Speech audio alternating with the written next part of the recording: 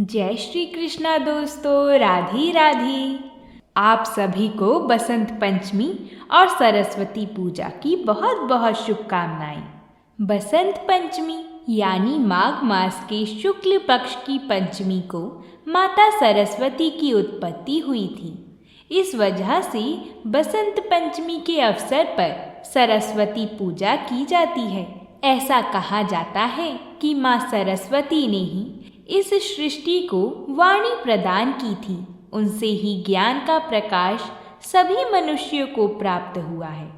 आज हम आप सभी के लिए सरस्वती व्रत कथा लेकर आए हैं। ये कथा बड़ी ही शुभ है और शुभ फल देने वाली है।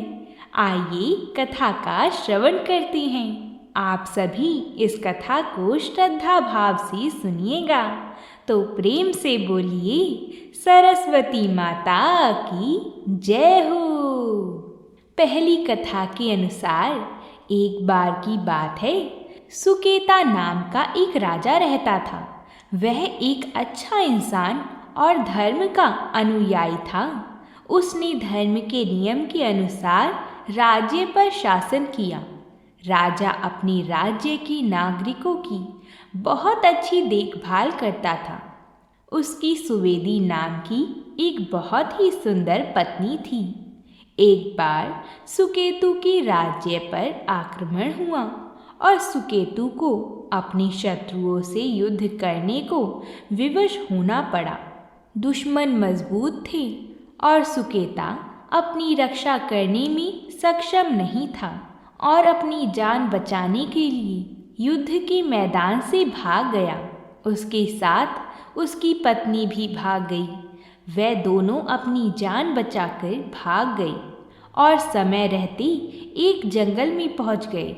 जब वे जंगल में पहुंचे, वे थक चुके थे और भूखे भी थे।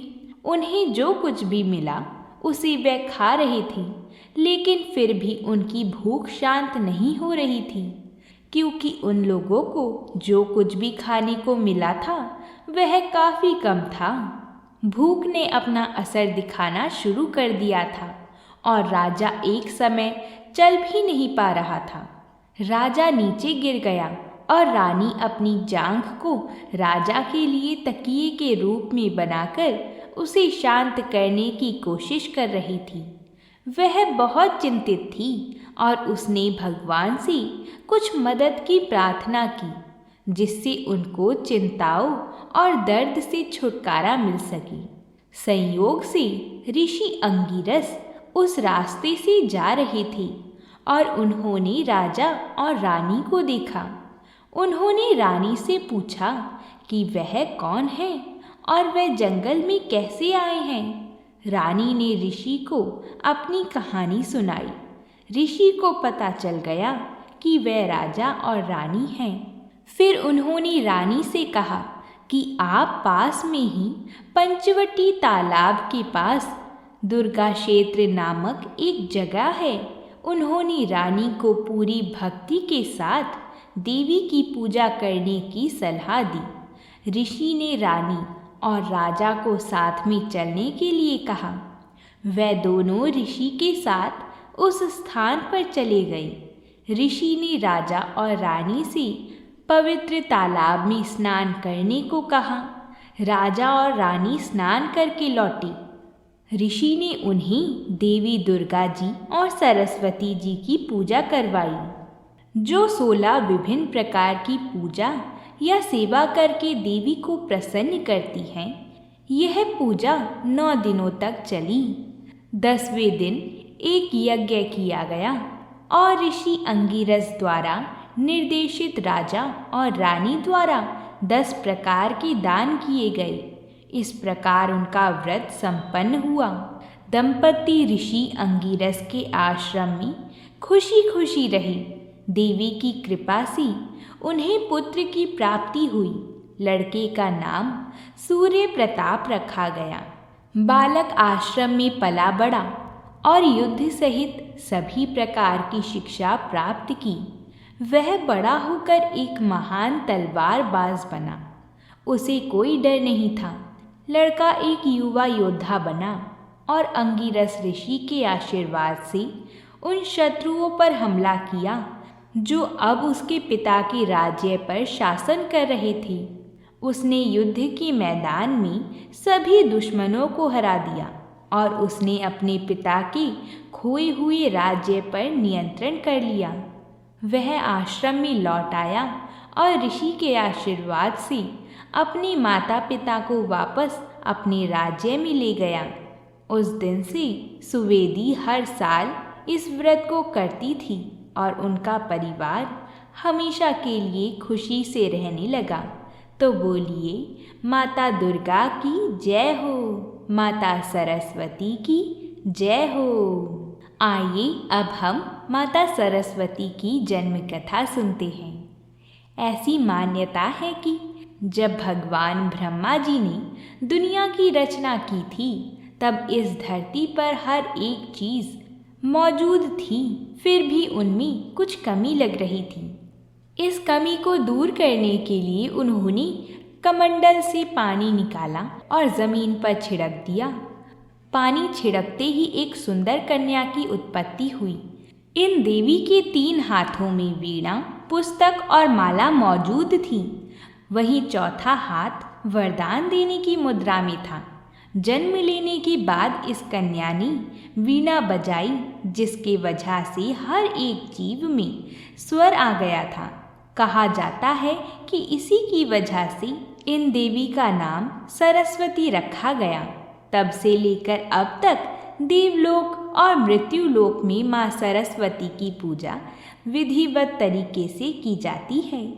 तो बोलिए, माता सरस्वती की जय हो।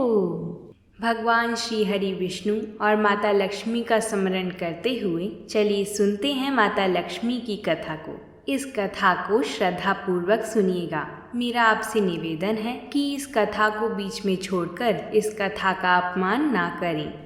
एक समय एक नगर में एक पति पत्नी रहा करते थे। शीला और उसका पति ईमानदारी से जीते थे। वे किसी की भी बुराई नहीं करते थे और प्रभु के भजन में अच्छी तरह से समय व्यतीत कर रहे थे। शहर के लोग उनकी गृहस्थी की सराहना करते थे। शीला की गृहस्थी इसी तरह खुशी खुशी चल रही थी, पर शीला के पति के अगले जन्म के कर्म भोगने के लिए बाकी रह गए थे। ऐसे में वह बुरे लोगों से दोस्ती कर बैठा। वह जल्द से जल्द करोड़पति होने के ख्वाब देखने लगा, इसलिए वह गलत रास्ते पर चल गया। रास्ते पर भटकते भिखारी जैसी उसकी हालत हो गई थी। शहर में शराब, जुआ, चरस, गांजा वगैरह आदि गंदी आदतें फैली हुई थी। उसमें ही शीला का पति भी फंस गया। दोस्तों के साथ उसे भी शराब की आदत हो गई। जल्द से जल्द पैसे वाला बनने की लालच में दोस्तों के साथ जुआ भी खेलने लगा। इस तरह बचाई हुई धनराशि, पत्नी के गहने, सब कुछ जुए में गवा दिया। इसी तरह एक वक्त ऐसा भी था जब वह सुशील पत्नी के साथ मज़े से रहता था और प्रभु भजन में सुख शांति से वक्त व्यतीत करता था। उसके बजाय घर में दरिद्रता और भुखमरी फैल गई। सुख से खाने की बजाय 2 वक्त भोजन के लाले पड़ गए थे और शीला को पति की गालियां खाने का वक्त आया था। शीला सुशील और संस्कारी स्त्री थी। उसको पति के बर्ताव से बहुत दुख हुआ, किंतु वह भगवान पर भरोसा करके बड़ा दिल रखकर दुख सहने लगी। कहा जाता है कि सुख के पीछे दुख और दुख के पीछे सुख आता ही है, इसलिए दुख के बाद सुख आएगा ही। ऐसा श्रद्धा के साथ शीला प्रभु की भक्ति में लीन रहने लगी। इस तरह शीला ने बहुत दुख सहते सहते प्रभु की भक्ति में वक्त बिताया। अचानक एक दिन दोपहर को उनके द्वार पर किसी ने दस्तक दी। शीला सोच में पड़ गई कि मुझ जैसी गरीब के घर पर इस वक्त कौन आया होगा। फिर भी द्वार पर आए हुए अतिथि का आदर करना ही चाहिए। ऐसा सोचकर शीला ने खड़े होकर द्वार खोला। देखा तो सामने एक माजी खड़ी थी। वह बड़ी उम्र की लगती थीं, किंतु उनके चेहरे पर अलौकिक तेज निखर रहा था। उनका भव्य चेहरा करुणा और प्यार से झलकता था। उनको देखते ही शीला के मन में अपार शांति छा गई। वैसे शीला इस माजी को पहचानती ना थी, फिर भी उनको देखकर शीला के रोम रोम में आनंद छा गया। शीला माजी को आदर के साथ घर में लाई। घर में बिठाने के लिए कुछ भी नहीं था। अंततः शीला ने सकुचाते हुए फटी हुई चादर पर उनको बिठाया। माजी ने कहा, क्यों शीला, मुझे पहचाना नहीं? शीला ने सकुचाकर कहा, माँ, आपको देखते ही बहुत खुशी हो रही है, बहुत शांति हो रही है। ऐसा लगता है कि मैं बहुत खुश हो रही हूँ और ऐसा अनुभव हो रहा है कि मैं बहुत दिनों से जिसे ढूंढ रही थी वह आप ही हैं, पर मैं आपको पहचान नहीं सकती। माजी ने कहा कि क्यों, मुझे भूल गई? हर शुक्रवार को लक्ष्मी जी के मंदिर में भजन कीर्तन होते हैं, तब मैं भी वहाँ आती हूँ। वहाँ हर शुक्रवार को हम मिलते हैं। पति गलत रास्ते पर चढ़ गया, तब से शीला बहुत दुखी हो गई थी और दुख के मारे वह लक्ष्मी जी के मंदिर भी नहीं जाती थी। बाहर के लोगों के साथ नज़र मिलाते भी उसे शर्म लगती थी। उसने याददाश्त पर जोर दिया, पर यह माजी याद नहीं आ रही थी।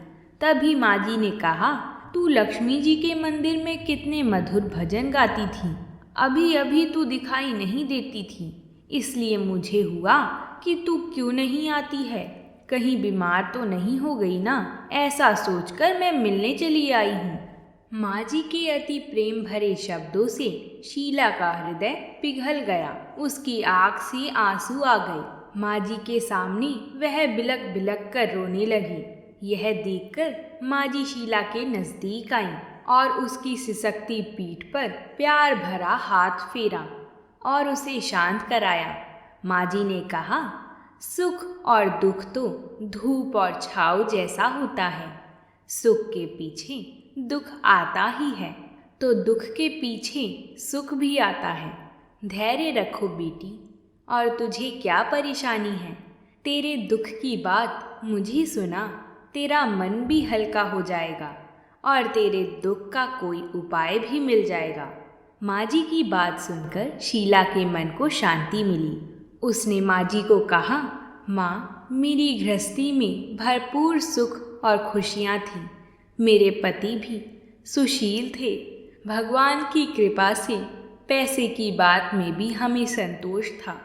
हम शांति से गृहस्थी चलाते और ईश्वर की भक्ति में अपना वक्त व्यतीत करते थे। परंतु यकायक हमारा भाग्य हमसे रूठ गया। मेरे पति को बुरी दोस्ती हो गई। बुरी दोस्ती की वजह से शराब, जुआ और ना जाने कितनी खराब आदतों के शिकार हो गए और उन्होंने सब कुछ गवा दिया और हम रास्ते पर भिखारी जैसे बन गए। यह सुनकर माजी ने कहा, सुख के पीछे दुख और दुख के पीछे सुख आता ही रहता है। ऐसा भी कहा जा सकता है कि कर्म की गति न्यारी होती है। हर इंसान को अपने कर्म भुगतने ही पड़ते हैं, इसलिए तू चिंता मत कर। अब तू कर्म भुगत चुकी है, अब तुम्हारे सुख के दिन अवश्य आएंगे।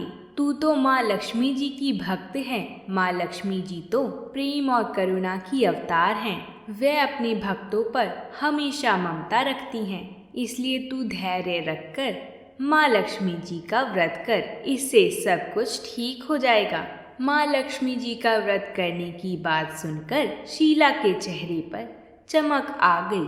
उसने पूछा, माँ, लक्ष्मी जी का व्रत कैसे किया जाता है? वह मुझे समझाएं, मैं यह व्रत अवश्य करूँगी। माँ जी ने कहा, बेटी, माँ लक्ष्मी जी का व्रत बहुत ही सरल है। यह व्रत करने वाले लोगों की सब मनोकामना पूर्ण होती है। माँ जी की बात सुनकर शीला ने वैभव लक्ष्मी का व्रत किया और सबसे पहले प्रसाद अपने पति को खिलाया। प्रसाद खाते ही पति के स्वभाव में फर्क पड़ गया। उस दिन उसने शीला को मारा नहीं, सताया भी नहीं। शीला को बहुत आनंद हुआ। उनके मन में वैभव लक्ष्मी व्रत के लिए श्रद्धा और बढ़ गई। शीला ने पूर्ण श्रद्धा और भक्ति से 20 शुक्रवार तक वैभव लक्ष्मी व्रत किया। 21वें शुक्रवार को माँ जी के कहे मुताबिक उद्यापन विधि करके 7 स्त्रियों को वैभव लक्ष्मी व्रत की 7 पुस्तकें उपहार में दी। फिर माता जी के धन लक्ष्मी स्वरूप की छवि को वंदन करके भाव से मन ही मन में प्रार्थना करी। हे माता धन लक्ष्मी, मैंने आपका वैभव लक्ष्मी व्रत करने की मन्नत मानी थी, वह व्रत आज पूर्ण किया है। हे माँ, मेरी हर विपत्ति दूर करो, हमारा सबका कल्याण करो। जिसे संतान ना हो उसे संतान देना, सौभाग्यवती स्त्रियों का सौभाग्य अखंड रखना, कुंवारी लड़कियों को मनचाहा पति देना। जो भी आपका यह व्रत करे उनकी सब विपत्ति दूर करना, सबको सुखी करना। हे माँ, आपकी महिमा अपार है। ऐसा बोलकर लक्ष्मी जी के धन लक्ष्मी स्वरूप की छवि को प्रणाम किया। इस तरह शास्त्रीय विधि पूर्वक शीला ने श्रद्धा से व्रत किया और तुरंत ही उसे फल मिला। जो उसका पति गलत रास्ते पर चला गया था वह अच्छा आदमी हो गया और कड़ी मेहनत करके व्यवसाय करने लगा। माता लक्ष्मी की कृपा से शीला के घर में धन की बाढ़ आ गई। माता लक्ष्मी के व्रत का प्रभाव देखकर मोहल्ले की दूसरी स्त्रियां भी विधि पूर्वक माता लक्ष्मी का व्रत करने लगी। हे माता लक्ष्मी, जैसे आपने शीला के पति को गलत रास्ते से हटाकर अच्छे रास्ते पर लगाया और उसके घर को धन धान्य से भर दिया, ऐसे ही इस कथा को सुनने वाली, कहने वाली और हुंकार भरने वाली सभी पर अपनी कृपा बनाए रखना। बोलिए माता लक्ष्मी की जय, बोलिए भगवान श्री हरि विष्णु की जय। अगर बसंत पंचमी को आप भी सरस्वती पूजा करते हैं तो कमेंट बॉक्स में जय सरस्वती माता ज़रूर लिखिएगा। और अगर वीडियो अच्छी लगी हो तो वीडियो को एक लाइक और चैनल को सब्सक्राइब ज़रूर करें, ताकि माता सरस्वती की कृपा हम सभी पर बनी रहे। प्रेम से बोलिए जय श्री कृष्णा।